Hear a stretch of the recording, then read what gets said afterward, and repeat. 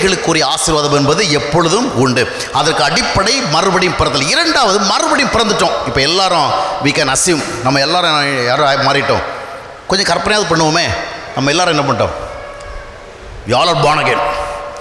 born again ஆனா ஆண்டவர் தருகிற முதல் ஆசீர்வாதம் என்ன? முதலாவது நான் ஏற்கனவே சொன்னது போல காசு, பணம், ஆஸ்தி, அந்தஸ்து, சுகம் இதெல்லாம் நம்முடைய வாழ்விற்கு மிக தேவையானவர்களாக இருந்தாலும் இவைகள் அல்ல தேவனால் திட்டம் பண்ணப்பட்டதான தெய்வீக ஆசீர்வாதங்கள். இவைகள்லாம் உலகத்தில் கொஞ்ச நாள் வாழ்றதுக்காக தேவன் தருகிற நன்மைகள். ஆனால் நித்திய ஆசீர்வாதங்கள் என்பது வேற. மறுபடி பிறந்தா ஆண்டவர் தருகிற முதலாவது ஆசீர்வாதம் என்னவென்று சொன்னால் the love of God. தேவனுடைய அன்புதான் மனித வாழ்க்கையில் ஆண்டவர் தருகிற விசேஷமான ஆசீர்வாதம். நாம் எதையோ பெற்றதாக சொல்லலாம், ஆனால் within us can we say that we have got the love of God? ஆண்டவர் அன்றைய பரிசேலை பார்த்து சொன்னார், யோவான் 5:42 நினைக்கிறேன், உங்களிடத்தில் தேவ அன்பு இல்லை. இப்போ நம்முடைய வாழ்க்கையில் ஆண்டவர் முதலாவது என்ன செய்கிறார்னால் 1 யோவான் 4:19 வாசித்து பார்க்கும் பொழுது அவர் முந்தி நம்மில் அன்பு கூர்ந்திருக்கார். அதாவது நாம் அவரை முதல்ல நேசிக்கல, அவர் தான் முதலாக நம்ம நேசித்திருக்கிறார். அதனால ஒருவருக்கு ஒரு அன்பு கூற நம்ம யாராக இருக்கிறோம்? we are indebted, நம்ம கடனாளிகளாக இருக்கிறோம். நாம் யாரோ we have a duty to love others, நம்ம மற்றவர்களை நேசிக்கிற கடன்பட்டுள்ளா இருக்கும். சரி, இந்த அன்பு அப்படி சொல்லப்பட்டிருக்கிறது. இந்த அன்புனால நம்ம வாழ்க்கை எப்படி ஆசீர்வாதமாக இருக்கும்? மனித வாழ்க்கையில் பார்த்தீங்கன்னு சொன்னால் உண்மையில் ஒரு உண்மையான அன்பை மனிதன் அனுபவிக்காததுனால தான் அவனுக்குள்ள அமைதி இல்லை, சந்தோஷம் இல்லை, நிறைவில்லை, நிம்மதி இல்லை, திருப்தி இல்லை. ஏனென்றால் மனிதனுடைய அடிப்படை தேவை என்னவென்றால் அவனுடைய ஆத்துமா, அவனுடைய உடல் பல நன்மைகளை தேடும். அவனுடைய இருதயத்தினுடைய முக்கியமான தேவை என்னன்னு சொன்னால் த பியூர் லவ், உண்மையான அன்பு. இந்த உண்மையான அன்பை எந்த மனிதனிடத்திலிருந்து மனிதன் பெற முடியாது, மனைவியிடத்திலிருந்து பெற முடியாது. ஏன்னா மனிதனுடைய அன்பு லிமிட்டட், ஒரு அளவுக்கு தான் நேசிக்க முடியும். அவனுடைய இருதயத்திற்கு நிறைவு தருகிற அன்பை மனைவியும் கொடுக்க முடியாது, கணவனும் கொடுக்க முடியாது, பெற்றோர் பிள்ளைகள் கொடுக்க முடியாது. ஹியூமன் லவ்லாம் ஆல் ஆர் லிமிட்டட் லவ். ஆனால் அவனுடைய ஆத்தும தேவையோ ரொம்ப அதிகமாக இருக்கிறது. இந்த ஆத்துமாவுக்கு தேவை என்னவென்றால் அன்பு. அன்பை மனிதனுக்குள் அடைய முடியாத காரணத்தினால்தான் அவன் கொந்தளித்து கொண்டிருக்கின்றான். மனிதனுக்குள் அன்பு இல்லாத காரணத்தினால்தான் அவன் எப்பொழுதும் கோபத்திலே வாழுகிறான். அன்பு இல்லாத காரணத்தினால் அவன் வெறுப்படைவதில் மிகவும் தீவிரமாக இருக்கிறான். எளிதாக கோபமடைகிறான், எளிதாக வெறுப்படைகிறான், எளிதாக விரோதம் அடைகிறான், எளிதாக கசப்படுகிறான். இதெல்லாவற்றுக்கும் அடிப்படை காரணம் என்ன தெரியுமா? உள்ளத்தில் என்ன இல்லை, there is no true love. அதனால தேவனுடைய அன்பு தான் முதலாக கொடுக்கப்படுகிறது. உங்கள் பிள்ளைகளுக்கு நீங்கள் முதலாவது கொடுக்கிறது என்னது? அதாவது எல்லா தாய்களும் தங்களுடைய பிள்ளைகளுக்கு எல்லா தாய்களும் கொடுக்கறது போல கொடுக்க முடியாது. வசதியான குடும்பத்தில் பிறந்த பிள்ளைகளெல்லாம் குழந்தை பிறந்திலிருந்தே வசதிகளை அனுபவிக்கணும்ல. ஒரு கொசு வந்து உட்கார விட மாட்டாங்க, அப்படித்தானே? ஒரு குளிர் காற்று வீச விட மாட்டாங்க. அப்படியே அவங்க என்ன பண்ணுவோம், அவ்வளோ கம்ஃபர்டபுளாக வளர்ப்பாங்க. ஆனால் இந்த ஃபெசிலிட்டிஸ் உலகத்தில் பிறகு எல்லா பிள்ளைகளும் கிடைக்கிறது கிடையாது. சில பிள்ளைகள் பேலஸில் பிறக்கும், சில பிள்ளைகள் பிளாட்ஃபார்மில் பிறக்கும். ஆனால் பிளாட்ஃபார்மில் பிறந்தாலும் சரி, பேலஸில் பிறந்தாலும் சரி, ஒரு குழந்தைக்கு ஒன்றே ஒன்று நிச்சயம் கிடைக்கும். அது என்ன தெரியுமா? Love of its mother. ஒரு தாய் தன்னுடைய குழந்தையினுடைய தேவைகள் எல்லாம் கொடுக்க முடியாவிட்டாலும் கூட தன்னுடைய அன்பை கொடுப்பாள்ல. அதனால தான் காக்கைக்கு தன் குஞ்சும் பொன் குஞ்சு அப்படி ஒரு பழமொழி சொல்லுவாங்க. அப்போது ஒரு குழந்தைக்கு முதலாவது என்ன தேவை? அன்பு. ஒரு தாய், ஒரு தந்தை முதலாவது தன்னுடைய குழந்தை கொடுப்பது என்ன? அன்பு. குழந்தை பிறந்த உடனே நாம் அதுக்கு பைக் வாங்கி கொடுக்க முடியுமா? குழந்தை பிறந்த உடனே அதுக்கு கார் வாங்கி கொடுக்க முடியுமா? குழந்தை பிறந்த உடனே காலேஜில் விட்டு உட்கார வைக்க முடியுமா? அதெல்லாம் செய்ய முடியாது. ஆனால் குழந்தை பிறந்த உடனே நம்ம என்ன பண்ணலாம்? we can love it. அதுக்கிட்ட கொஞ்சிக்கலாம், அதுக்கு நம்ம ஃபெலோஷிப் கொடுக்கலாம், அதை என்ன செய்யலாம், அதனுடைய மலர் வார்த்தையெல்லாம் கேட்கலாம். So we can enjoy the love, also we can give the love. அதே மாதிரி தான் தேவனால் பிறந்தவர்களுக்கு தேவன் முதலாவது கொடுப்பது என்னவென்றால் அன்பு. இந்த அன்பை நாம் அனுபவிக்கிறவில்லை. What's the result, what's the consequence? பாருங்கள், இன்றைக்கு பெரும்பாலானவர்களுடைய சந்தோஷத்தை நிர்ணயிக்கிற சக்தியாக விளங்குவது எதுவென்று சொன்னால் மற்றவர்களுடைய அன்பு, அதேஸ் லவ். அதுபோல் இந்த பக்கத்தில் பார்த்தீங்கன்னா பெரும்பாலானவர்களுடைய சந்தோஷத்தை நிர்ணயிக்கிற சக்தி என்ன? மற்றவருடைய வெறுப்பு. நல்லா புரிஞ்சிங்க. கொஞ்சம் பேர் ரொம்ப கஷ்டப்படுறாங்க. ஏன் கஷ்டப்படுறாங்க தெரியுமா? அவர்களை யாரும் நேசிக்கலை. வெறுக்க ஒன்றும் இல்லை, ஆனால் நேசிக்கலை. ஒரு அன்பை காட்டலை, அன்பை பேசலை, அன்பை பழகலை, அன்பை ஒரு காரியமும் செய்யலை. அதனால லவ்லெஸ்னஸ், ஒரு அன்பில்லா நிலைமை.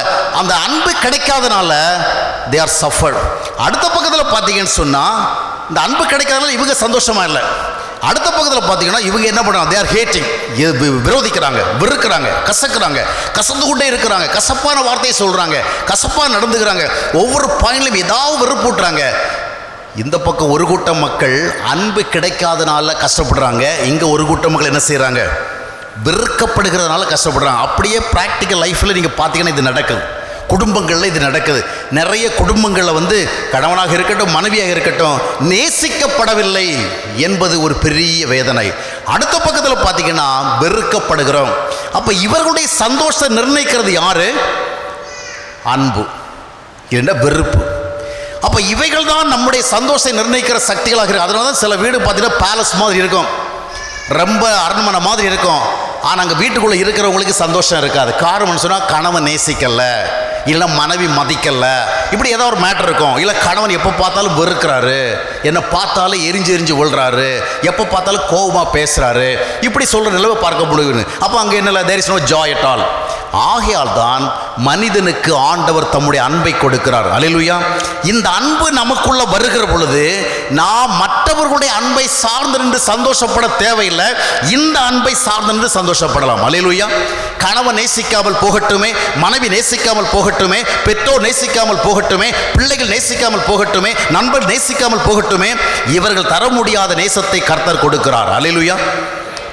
இன்றைக்கு நாம் மனிதர்களிடத்திலிருந்தே அன்பிற்காக கெஞ்சுகிறோம், அன்பிற்காக ஏங்குகிறோம், வாழ்நாள் முழுவதும் அதை நினைத்து பரிதபித்துக் கொண்டிருக்கிறோம்.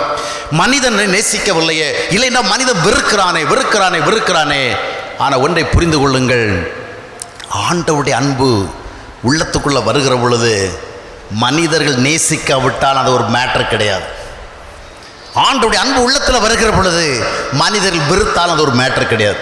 யோசேப்பு வெறுக்கப்பட்டான், தாவீது வெறுக்கப்பட்டான். அந்த வெறுப்பு அவருடைய வாழ்க்கையை சந்தோஷம் நிர்ணயிக்கல.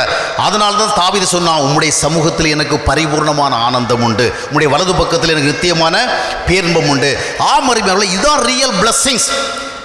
மனம் திரும்பின மறுபடியும் பிறந்த அடிப்படையில் வருகின்ற பொழுது கர்த்தருடைய அன்பு நமக்குள்ளே வருகிறது. இதைத்தான் ரோமர் 5:5 சொல்லுகிறது.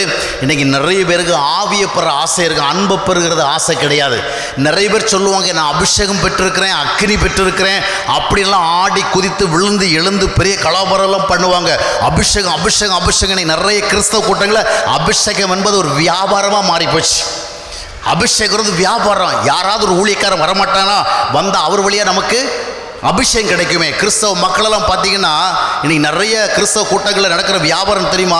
நீங்கள் பார்த்துருப்பீங்க. இந்த கூட்டம் முடிகிற போகிறவில்ல, receive it, that is coming, that's falling, receive. இது யார் உனக்கு சொல்லி கொடுத்தது இந்த மாதிரி நீ ரிசீவ் பண்ணி அபிஷேகத்தை பெறலாம்னு?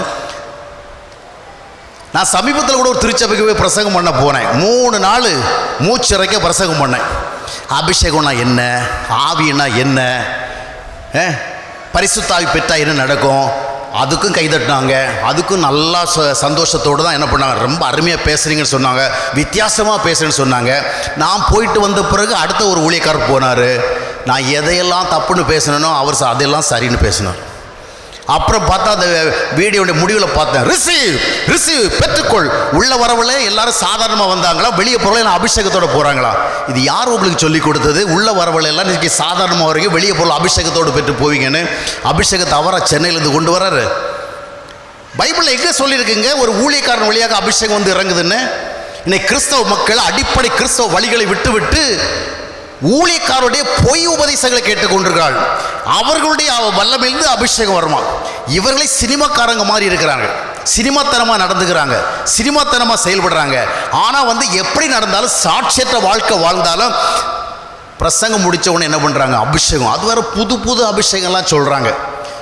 சார் அதெல்லாம் விளக்க போனால் இன்னும் 5-10 நிமிஷம் தான் மிச்சம் இருக்குது. அதுலேயே டைம் போயிடும். எதுக்கு சொல்ல வரேன்னு சொன்னால், நம்ம கிறிஸ்தவ மக்கள் இதுக்கும் கைதட்டுவாங்க, அதுக்கும் கைதட்டுவாங்க.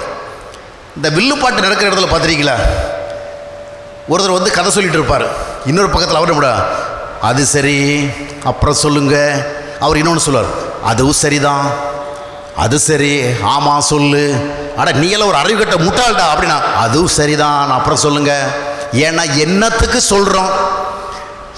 எதை அவர் சொன்னார், எதை நம்ம சைடு சொல்கிறோம் விழிப்புணர்வு இல்லை. கிறிஸ்தவ மக்கள் குடும்பம் எதுக்கு அலையிலே போடும்? எல்லோரும் அலையிலே சொல்லுங்கள். எதுக்கு? அவன் நாசமாய் போக கடவன். ஒரு அலையிலே சொல்லுங்க பார்ப்போம். அலையிலே சொல்லுவாங்க. எதுக்கு சொன்னோம்? இன்று இரவிலே உங்களுக்கு ஒரு பெரிய தீங்கு நடக்க போகிறதுன்னு கர்த்தர் சொல்கிறார். அல்லேலூயா. ஒன்று எல்லாம் அல்லேலூயா. நடக்க போகிறது என்னது? நைட்டில் தீங்கு. சொன்னது என்னது? சரி, இதையெல்லாம் விளக்குனா இப்போ நம்ம கடைசி நாள் நேரத்தில் டைம் போகிறோம். நான் எதுக்கு சொல்ல வந்தேன்னா, இந்த ரிசீவ் சத்தம் போடுற ஆள்களெல்லாம் டோட்டலி ஃப்ராட்ஸ். இந்த ஆசீர்வாதத்தை வாங்காதீங்க, இந்த அபிஷேகத்தை வாங்காதீங்க, இதில் அட்ராக்ட் ஆகி போகாதீங்க. இது ஃபால்ஸ். பைபிளில் அபிஷேகம் எப்படி கிடைக்கும்னா, அப்போஸ்தலர் 2ஆம் அத்தியாயம் 38ஆம் வசனத்தை இங்கே படிக்காமல் வீட்டை போய் படிங்க. எபேசியர் 1ஆம் அத்தியாயத்தோட 13, 14, 15 வசனங்களை படிங்க. பரிசுத்தாவி எப்படி வருகிறதா? ஒரு மனிதன் ஆண்டவராக இயேசு கிறிஸ்துவை இரட்சகராக ஏற்றுக்கொண்டதனுடைய முத்திரையாக வருகிறது. எங்கிருந்தோ பெங்களூர்லேருந்து வருகிற, சென்னையிலேருந்து வருகிற, ஹைதராபாத்லேருந்து வருகிற, இல்லை அமெரிக்காவிலிருந்து வருகிற ஒரு பிரசங்கிமார் அவருடைய வல்லமை கொடுத்து ரிசீவ்னு அவர் ஊத்துறது இல்லை. அவர் ஊத்துறது ஃபால்ஸ் அனாயின்ட். அது வாங்கக்கூடாது. அது வாங்கினா உருப்பட மாட்டோம். உருப்பட வேண்டும் என்றால், ஆவிக்குரிய ரீதியாக உருப்பட வேண்டும் என்றால் வேதாகமம் சொல்லுகிற முறைக்கு பின்பற்றணும். இயேசு கிறிஸ்துவை ஏற்றுக்கொள்ளுகிற ஒரு வாயிலாகத்தான் அபிஷேகம் கிடைக்கும் என்று இந்த ஊழியக்கார கடைசியில் ஒரு டெம்போவில் பாட்டு பாட ரொம்ப மியூசிக் இன்ஸ்ட்ருமெண்ட்லாம் அந்த ஃபைனல் ஸ்கேலில் டியூன் பண்ண அந்த நேரத்தில் பெற்றுக்கொள் அந்த பரபரம் இல்லைங்க. இப்படி இந்த நம்ம கோயிலில் அம்மன் கோயிலில் சாமி மேலே அடிக்கிற மாதிரிலாம் கிடையாது. சரி, பரிசுத்தாவியை பெற்றுக்கொண்டா என்ன நடக்கும்? What will happen? that is more important. நம்ம கிறிஸ்தவன் இந்த ரிசீவ் பரிசுத்தாவியை பெற்றதுனால ஒரு பிரயோஜனம் இல்லாத வாழ்க்கையை வாழ்ந்துட்டு இருக்கிறான். உண்மையும் கிடையாது, உத்தவம் கிடையாது, அன்பும் கிடையாது, தாழ்மையும் கிடையாது, கட்டுப்பாடும் கிடையாது. பாட்டு பாடினா விழ தெரியும், ஓட தெரியும், உருள தெரியும், புரள தெரியும், சத்தம் போட தெரியும், அவ்வளோ தெரியும். ஆனால் ரோமர் 5:5 என்ன சொல்லுகிறேன்னு சொன்னால், பரிசுத்தாவியின் மூலமாக தேவ அன்பு நம்முடைய இருதயங்களில் ஊற்றப்பட்டிருக்கிறது. God is pouring out His love through the Holy Spirit into our heart. அந்த அன்பு ஆவியின் மூலமாக அனுப்பப்படுகிறது. அப்படிதான் டிரான்ஸ்மிட் ஆகுது. அப்போ அந்த அன்பு உள்ளத்துக்குள்ள வந்துன்னா நம்ம என்ன பண்ணுவோம்? வெறுமனே ஆடுகிறது இல்லை, வெறுமனே குதிக்கல, வெறுமனே பரவசப்படலை, இன்னும் ஏஞ்சல்ஸை பார்த்தப்போ அப்படியே கண்ணை சொக்கிட்டு நின்று கொண்டு இருக்கிறதில்ல. அந்த ஆவி உள்ள வந்து அன்பு வர, அந்த அன்பு என்ன செய்யும்? ஒருவர் ஒருவர் அன்பாக இருக்க, சகித்து கொள்ள, பொறுத்து கொள்ள, தாங்கிக் கொள்ள. 1 கொரிந்தியர் 13:7 என்ன சொல்கிறது? அன்பு சகலத்தையும் தாங்கும். நம்மிடத்தில் இருக்கிற ஹியூமன் லவ் தாங்கவே தாங்காது. அதுக்கு தாங்கு சக்தியே கிடையாது. இந்த தேவ அன்பு நம்முடைய உள்ளத்துக்குள்ள வருகிற பொழுது தாங்கு சக்தி வரும். அதன் மூலமாக நம்ம என்ன செய்ய முடியும்? தாங்கிக் கொள்ள முடியும். அப்போ இந்த அன்பு உள்ளத்தில் வருகிற பொழுது, நீ என்னை நேசிக்காவிட்டாலும் பரவாயில்லை, நேசமற்றவனாக நான் வாழ மாட்டேன். நீ என்னை வெறுத்தாலும் பரவாயில்லை, அந்த வெறுக்கிற அனுபவம் என்னுடைய சந்தோஷத்தை நிர்ணயிக்காது. என்னை ஆண்டவர் நேசிக்கிறார். அவருடைய அன்பு எனக்குள் இருக்கின்றது. அவருடைய அரவணைப்பை நான் உணர்கிறேன். அவர் என்னிடத்தில் பட்சமாக இருக்கிறதை உணர்கிறேன். அவர் வார்த்தை மூலம் அன்பை வெளிப்படுத்துகிறார், வசனின் மூலம் அன்பை வெளிப்படுத்துகிறார், தம்முடைய ஆவியின் மூலம் அன்பை வெளிப்படுத்துகிறார். அவர் என்னிடத்தில் அன்பாக இருக்கிறதை என்னுடைய ஆத்மாவில் ஐடென்டிஃபை பண்ண முடிகிறது. நீ அன்பை தராவிட்டால் என்ன, நீ வெறுத்தால் என்ன, டசன்ட் மேட்டர். இதுக்குத்தான் ஆண்டவர் அன்பை கொடுக்குறார். பிள்ளைக்கு கொடுக்கறது முதலாவது அன்பு தான். புரிகிறதா? பிள்ளை கொடுக்கறது அன்பு. ஆக இந்த அன்பு நமக்கு நம்பிக்கை கொடுக்கிறது, இந்த அன்பு நமக்கு தாங்கு சக்தியை கொடுக்கிறது, இந்த அன்பு நமக்கு நற்சுபாவுகளை கொடுக்கிறது. இதுதான் ஆசீர்வதிக்கப்பட்ட ஒரு வாழ்க்கை. இந்த அன்பு உங்கள் வாழ்க்கையில் வந்துச்சுன்னு சொன்னால், உங்கள் வாழ்க்கை சூழல்களில் கொஞ்சம் இருந்தாலும் நீங்கள் சந்தோஷமாக இருப்பீங்க. இந்த அன்பு உங்கள் வாழ்க்கையில் வரலைன்னா உங்களுக்கு எவ்வளவு ஆசீர்வாதங்கள் இருந்தாலும் நீங்கள் சந்தோஷமாக இருக்கிறதுக்கு எந்த விதமான உத்தரவாதமும் கிடையாது. அடுத்தபடியாக பார்க்கும் பொழுது, அடித்தளம் மறுபடியும் பிறத்தல். மறுபடியும் பிறக்கும் பொழுது பிள்ளைகளாக மாறுகிறோம். பிள்ளைகளாக மாறுகிற பொழுது நமக்கு கிடைக்கிற இன்னொரு முக்கியமான ஆசீர்வாதம் என்றால் கிருபை, த கிரேஸ். கிருபைன்னா என்ன தெரியுமா? இப்போ பாருங்க, ஒரு உதாரணத்தை நான் சீக்கிரமாக சொல்லி முடிக்கிறேன். யாராவது ஒருவருக்கு நீங்கள் ஒரு உதவி செய்கிறீங்க, ஒரு நாள் 2 நாள், ஆனால் அந்த உதவி செய்கிற வேலை அவர் ஒரு குறிப்பிட்ட விதமாக நடந்து கொள்ளலைன்னா அந்த உதவி நிறுத்தப்படும். அப்படித்தானே? உங்கள்கிட்ட உதவியும் வாங்கிட்டு அந்த பக்கத்தில் போய் உங்களை கெடுத்து பேசினா, உங்களை பற்றி மோசமாக பேசினா 3ஆம் நாள் ஹெல்ப் பண்ணுவீங்களா? இங்கே வந்து நம்மகிட்ட ஹெல்ப்பை வாங்கிட்டு அந்த பக்கம் போய் நம்மளுக்கு எடுத்தே பேசுகிறாங்க, ஹெல்ப் பண்ணுவீங்களா? அப்போ என்ன அர்த்தம்? நீ ஒழுங்காக இருந்தால் தான் நான் ஹெல்ப் பண்ணுவேன். அப்படி தானே? நீங்கள் ஏதாவது ஒரு ஏழை பையனுக்கோ ஒரு ஏழை மனுஷனுக்கு உதவி செய்கிறீங்க, அவன் ஒழுங்காக இல்லை. நம்ம ஆள்கள் பார்த்தீங்கன்னா, ஒருத்தர் உதவி செய்கிறவளோ அவன் தண்ணி அடிக்கிறத பார்த்தா அதுக்கு மேலே கொடுக்கவே மாட்டான். அவன் தண்ணி அடிக்கிற பையன், அவனுக்கு என்ன பண்ணக்கூடாது? பட்டி எடுத்து செத்தாலும் பிளாட்ஃபார்மில் விழுந்து செத்துட்டு போட்டு நான் கொடுக்க கூட நினைக்கிறோம்ல. அவன் வந்து நம்ம காசை வாங்கி தண்ணி அடிச்சிருக்கிறான், அவனுக்கு நான் இப்படி சாப்பாடு கொடுக்கணும் அப்படி நினைக்கிறோம். அப்போ என்ன அர்த்தம் சொன்னால், அவன் ஒரு குறிப்பிட்ட விதமாக நடந்து கொண்டால் மட்டும்தான் நாம் என்ன செய்வோம், we will do some help. அதுதானே, ஒருவருடைய பிஹேவியர் சரியில்லை, ஒருவருடைய நடத்தை சரியில்லை, நாம் என்ன செய்ய முடியும், we can't continue helping, நம்ம தொடர்ந்து நன்மை செய்ய முடியும். ஆனால் அப்படியே வாங்க, உங்கள் பிள்ளைகளுக்கு நீங்கள் எப்படி உதவி செய்வீங்க?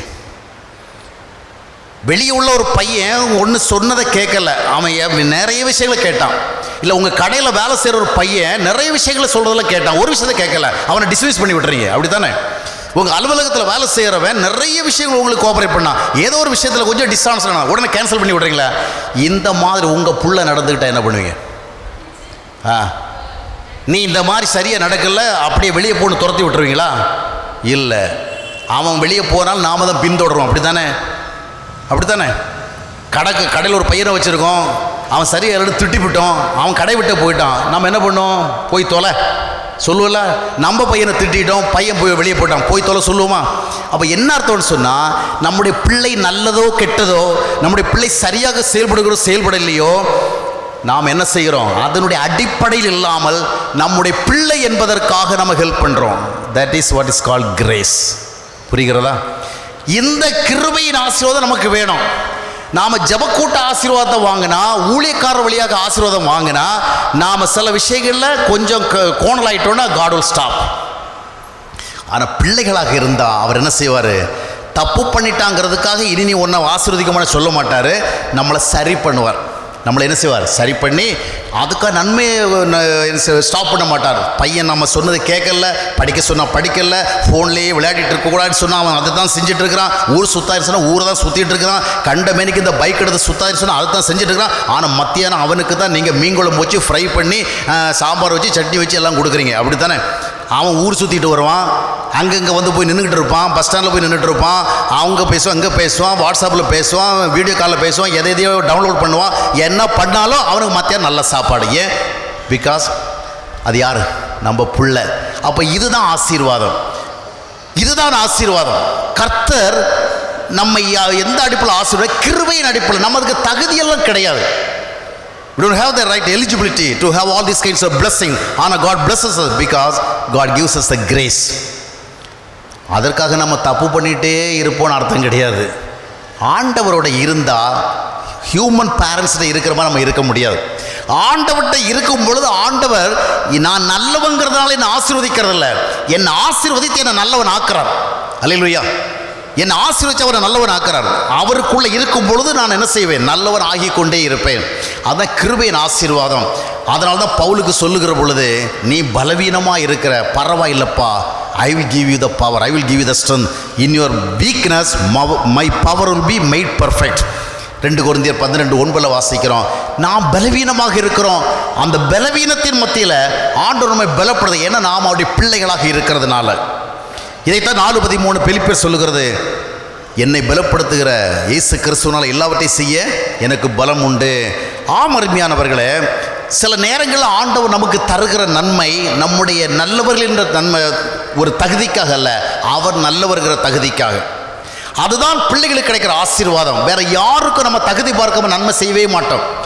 உறவினர்களுக்கு செய்ய மாட்டோம், ஏன் அண்ணன் தம்பி கூட செய்ய மாட்டோம், ஏன் கணவன் மனைவி கூட செய்ய மாட்டோம்.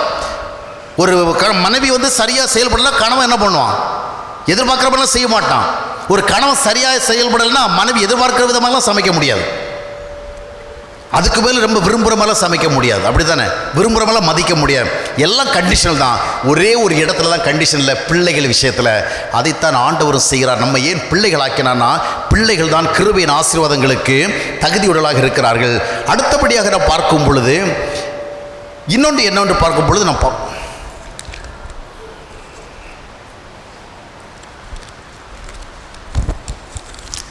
நெக்ஸ்ட்டு பார்த்தீங்கன்னா, நாம் ஜெப கூட்டங்களுக்கெல்லாம் போய் ஆசீர்வாதம் தேடலாம், ஊழியக்காரர்கிட்ட போய் ஆசீர்வாதம் தேடலாம், இல்லை நம்ம ஜெபம் பண்ணி கூட ஆசீர்வாதம் தேடலாம். ஆனாலும் மறுபடியும் பிறந்து கர்த்தருடைய பிள்ளை என்ற நிச்சயத்தை பெற்று தேவாவியான வழிநடத்தப்பட்டு வருகிற பொழுதுதான் ஆண்டவர் நம்மை உருவாக்குவார். பிள்ளைகளுக்கு பெற்றோர் செய்கிற முக்கியமான ஒரு காரியம், பிள்ளைகளை உருவாக்குறோம். அப்படி தானே, உருவாக்குறோம். அவன் படிக்க விரும்பாவிட்டால் நம்ம படிக்க வைக்கிறோம். அவன் பள்ளிக்கூடம் போக விரும்பாவிட்டால் அவனை போக வைக்கிறோம். அவன் அழுக்கு சட்டை போட விரும்பாலும் நம்ம சுத்த சட்டை போடுறோம். ஏன்னா அவனை நம்ம என்ன செய்கிறோம், உருவாக்குறோம். எதிர்காலத்தில் அவன் வந்து நான் படிக்கவே போகலன்னு சொன்னாலும் அவன் ஒரு நல்ல கோர்ஸ் படிக்கணுக்காக நாமவே என்ன செய்கிறோம், அதை சூஸ் பண்ணி வைக்கிறோம். இன்னைக்கு நிறைய பிள்ளைகளுக்கு டாக்டர் படிக்கிற ஆசையே கிடையாது. அந்த ஆசை எங்கேருந்து வந்தது? இவங்க அம்மா அப்பாட்ட தான் வந்தது. அதனால தான் பிள்ளைகளுக்கு நீட்டில் எக்ஸாமில் மார்க் நிறைய கிடைக்கும், தே டேக் இட் ஈஸி. அம்மா அப்பா சூசைட் பண்ணிக்கிறாங்க. பிள்ளை வந்து சாதாரணமாக எடுத்துக்குது, டாக்டர் படிப்புலாம் இன்னொரு படிப்பு இருக்குது அப்படின்ட்டு. ஆனால் அம்மா அப்பா என்ன பண்ண மாட்டேங்கிறாங்க. அப்போ என்னென்னா சின்ன வயசுலேருந்து பிள்ளைகளை குறித்த ஒரு பெரிய கனவு பெற்றோருக்கு இருக்கிறது. அதுபோல் ஆண்டவர் நம்மை உருவாக்குறவராக இருக்கிறார். கொலோசியர் 1ஆம் அத்தியாயத்தினுடைய 28ஆம் வசனத்தை வாசித்து பார்க்கும் பொழுது அப்போஸ்தலன் பவுல் சொல்கிறார், எந்த மனுஷனை தேறினவனாக நிறுத்தும்படி. இன்னைக்கு ஆசீர்வாதங்கள் பிரசங்கிக்கப்படுகிற இடங்களில் நீங்கள் சென்று பாருங்கள், ஆசீர்வாதங்கள் தான் பிரசங்கிக்கப்படும், வல்லமை தான் பிரசங்கிக்கப்படும், அதிசயங்கள் அற்புதங்கள் இவைகளும் பிரசங்கிக்கப்படும். ஆனால் ஒரு மனிதனை உருவாக்குற உபதேசங்கள் இருக்கிறத பாருங்கள், பார்க்க முடியாது.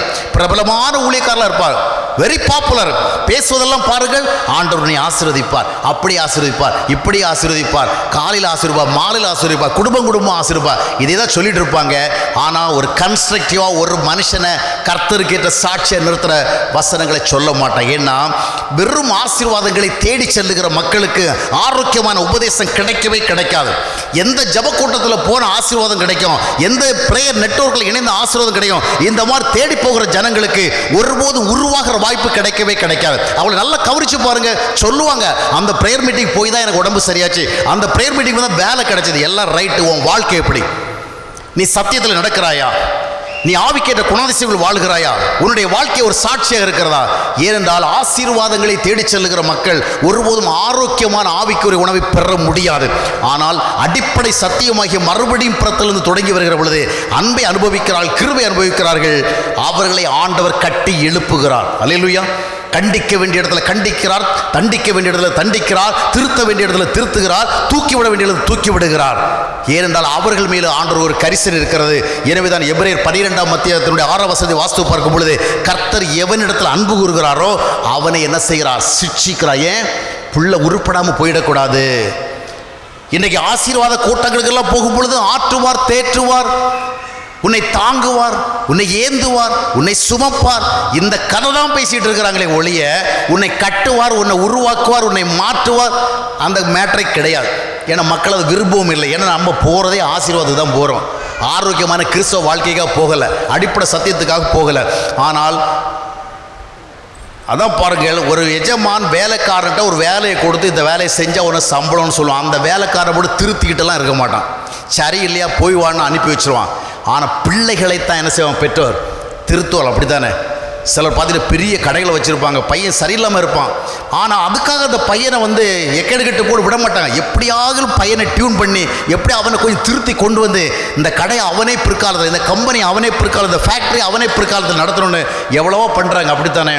அப்போது ஆண்டவரும் அவ்விதமாகத்தான் நம்மை கட்டுகிறவராக இருக்கிறார், நம்மை திருத்துகிறவராக இருக்கிறார். அப்போ நமக்கு நல்ல சத்தியங்கள் கொடுக்கப்படும். இன்றைக்கு நிறைய கிறிஸ்தவ விசுவாசிகள் நல்ல ஆரோக்கியமான வசனங்களை கேட்க விரும்புறதில்லை, கண்டித்தலை விரும்புறதில்லை, கடிந்து கொள்வதில் விரும்புறதில்லை. ஏன்னா அவர்களை பொறுத்த வரைக்கும் ஆசீர்வாதமாக கேட்கணும், ஆசீர்வாதமாக ஃபீல் பண்ணணும். அது என்னவென்றால் அடிப்படை மறுபடியும் பிறத்தல் இல்லை, பிள்ளைகளாகவில்லை. எனவே உருவாக்குகிற ஒரு ஆண்டவர், எனவே தான் தரமான சத்தியங்களை அவர் பேசுவார். அதனால் அப்போஸ்தலன் பவுல் சொல்லுகிற பொழுது 2 தீமோத்தேயு 4ஆம் அத்தியாயத்தினுடைய 2-3 வசனங்களை வாசித்து பார்க்கும்போது சமயம் கிடைத்தாலும் சரி கிடைக்காவிட்டாலும் சரி நீ என்ன செய்யணும், ஆரோக்கியமான சத்தியத்தை பிரசங்கம் பண்ணு, கண்டனம் பண்ணி கடிந்துகொள். அதுதான் கட்டப்பட வேண்டும், எழுப்பப்பட வேண்டும்.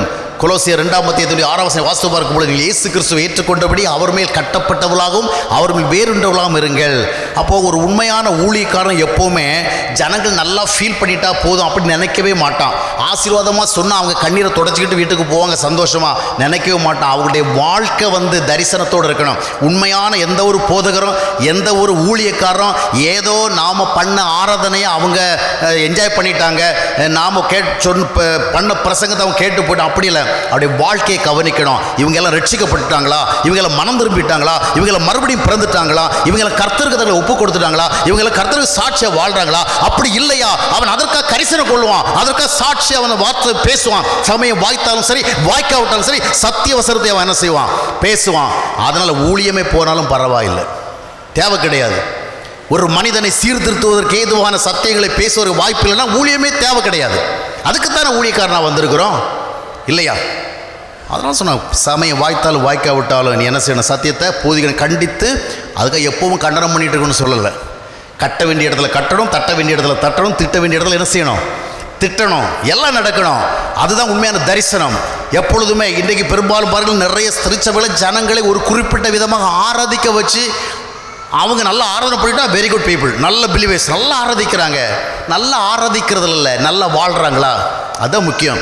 நல்லா ஜெபிக்கிறாங்கிறது இல்லை, நல்ல சாட்சியாக வாழ்கிறாங்களா? அதுதான் முக்கியம். ஆண்டவர் நம்மை கட்டுகிறவராக உருவாக்குறவராக இருக்கிறார்.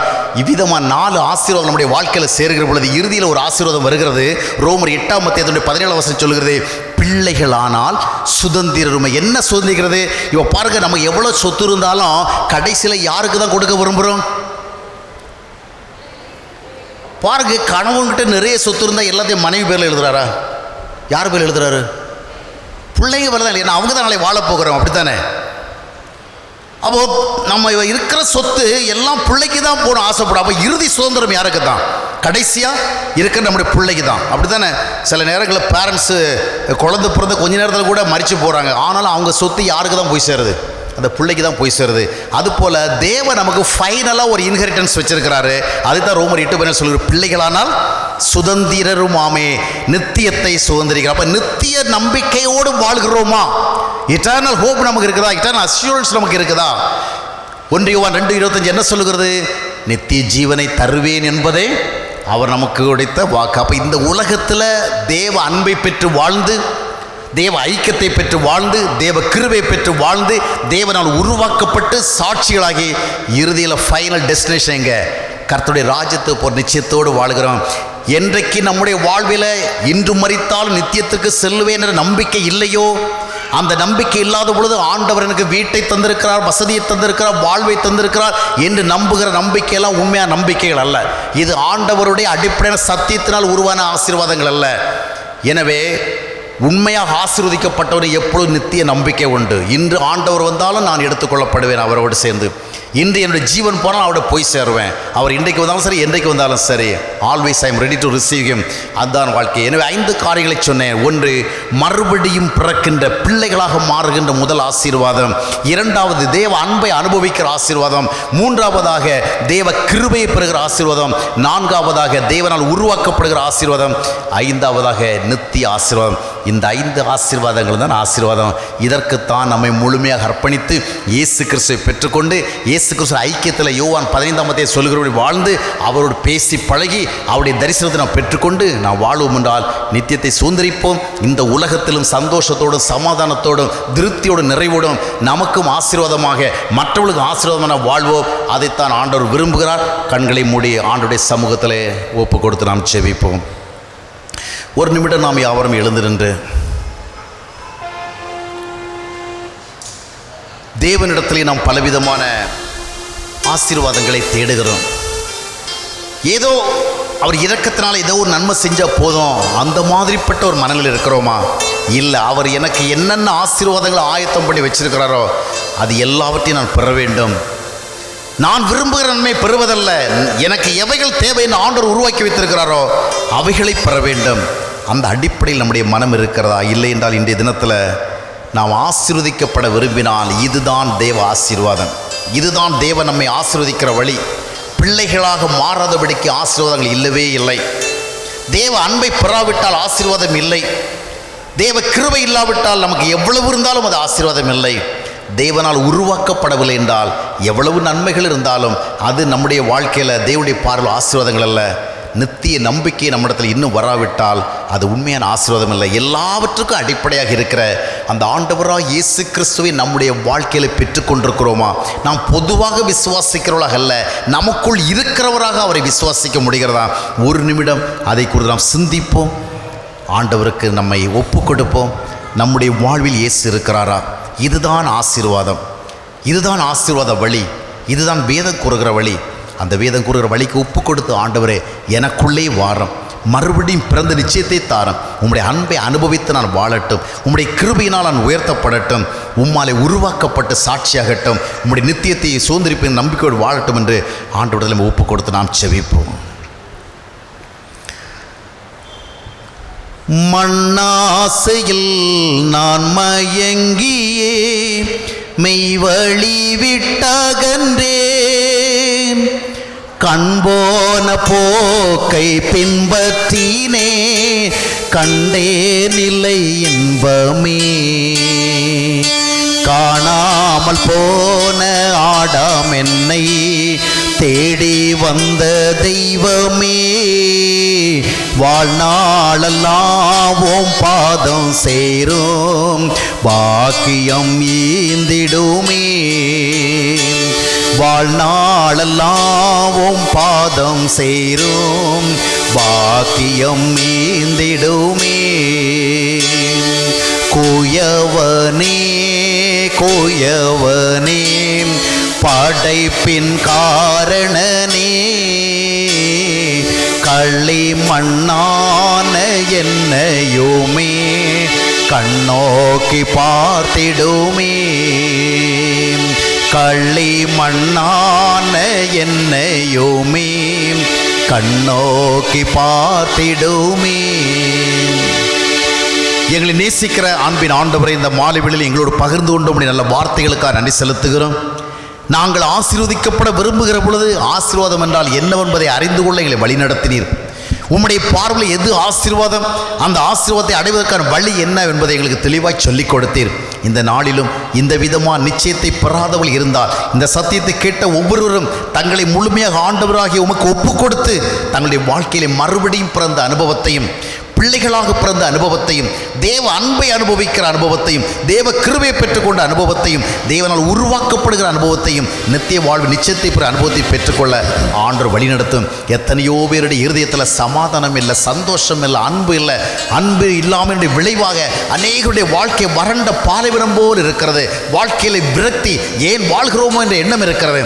இன்றைய தினத்திலும் கூட கர்த்தாவே, உண்மையான அன்பை அவர்கள் தங்களுக்குள் பெற்றுக்கொள்ளத்தக்கதாக நீர் அவர்களுக்கு உண்மை வெளிப்படுத்த செபிக்கிறோம். ஒவ்வொருவரும் மனம் திரும்பினவர்களாக, ரட்சிக்கப்பட்டவர்களாக, மறுபடியும் பிறந்தவர்களாக, தேவனுடைய பிள்ளைகள் நிச்சயமுடையவர்களாக, தேவனுடைய ஆவினை வழிநடத்தப்பட விளங்க ஆண்டவர் உதவி செய்யும். அதன் மூலமாக இந்த உலக வாழ்க்கையிலும் எல்லா சூழல்களிலும் நீர் போதுமானவராக இருந்து நல்ல மெய்ப்பராக வழிநடத்துவீராக. கஷ்டங்கள், கவலைகள், பாடுகள், துன்பங்கள், வியாதிகள், பலவீனங்கள், இது போன்ற சூழல் பாதிக்கப்பட்டு கொண்டிருக்கிற ஒவ்வொருவருக்கும் ஆண்டவர் விசேஷமான நன்மைகளை கிருபைகளை வழங்குவீராக. அவருக்கு தைரியத்தை, நம்பிக்கை கொடுப்பீராக, ஆசீர்வதிப்பீராக. அருமையான திருச்சபை மக்களையும், அருமையான திருச்சபை வழிநடத்தி செல்லுகிற அருமையான போதர் அவர்களையும், போதருடைய குடும்பத்தையும், அவிதமாக உடன் போதகர்களையும், அவருடைய குடும்பங்களையும், சபை நிர்வாகிகளையும், அவருடைய குடும்பங்களையும், எல்லா சபை மக்களையும் விசேஷமாக ஆசீர்வதிப்பீராக.